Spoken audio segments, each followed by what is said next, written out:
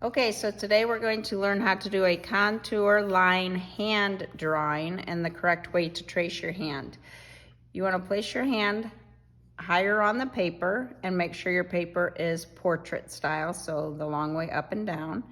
And you do not want to trace with your pencil underneath. You want to have that pencil pointing straight up with the eraser pointing towards the ceiling. Otherwise, you're going to get an odd shaped hand.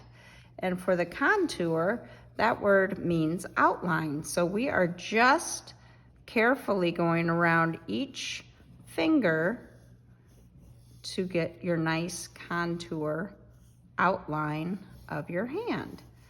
Again, try not to move. The more you practice this, the better you'll get, of course, and go around every bump of your hand all the way down to the edge of the paper.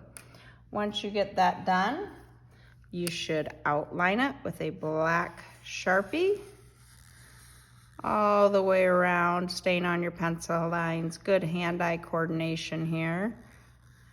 Working with your fine motor skills to stay on those lines. When you're completed this, the next step is to have a ruler handy, and you're going to start creating parallel horizontal lines across the paper. I like to start at the top of the paper.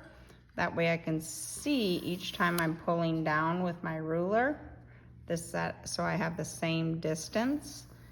Once you run into your hand, you need to stop because that's the positive space. We're only doing this in the negative space, so only in the background.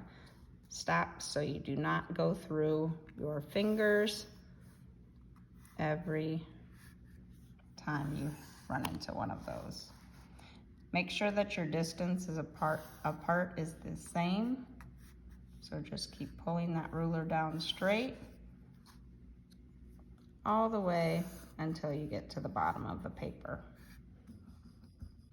So now that we have all of our lines, it's time to make the curved line to make this hand look like it's popping out.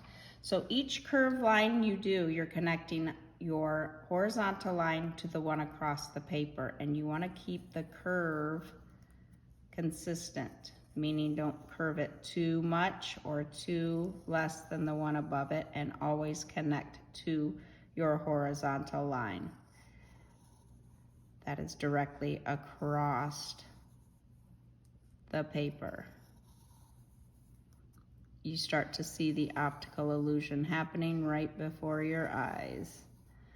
Once you get all of these done, you will need to trace them. If you want to keep it black and white, you can just trace them with a black Sharpie.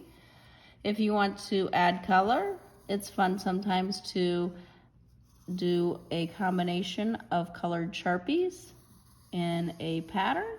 Whoops, see, I accidentally went off of that one. Always erase and do it again so that you have it precise. Otherwise, your angles will mess with the optical illusion. When you get to the fingers, it starts to get tricky. And you have to keep, whoops, this one's off too. You have to keep your curves exact or it won't work. Again, here to here, here to here, and so on, okay? Just keep going. The fingers are the tricky part, but I'm sure you can do it. I believe.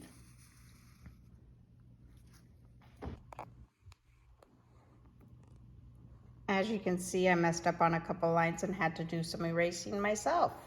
But you start to see that optical illusion of that hand coming out.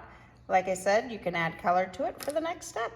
Have fun. You can do this with any shape and any horizontal or vertical lines as well.